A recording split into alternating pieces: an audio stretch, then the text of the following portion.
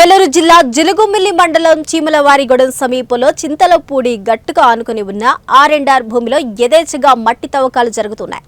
మట్టిని లారీల్లో తరలించి జంగారెడ్డిగూడెం, జిల్లేరు, తాడువాయి వంటి ప్రాంతాలలో ఎస్టేట్ అలాగే వెంచర్లకు మట్టి మాఫియా ధరలు విక్రయిస్తుంది.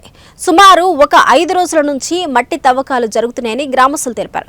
ఇదంతా అధికారులు కనుసన్నల్లోనే జరుగుతుందని ఆరోపణలు వెల్లువెత్తుతున్నాయి.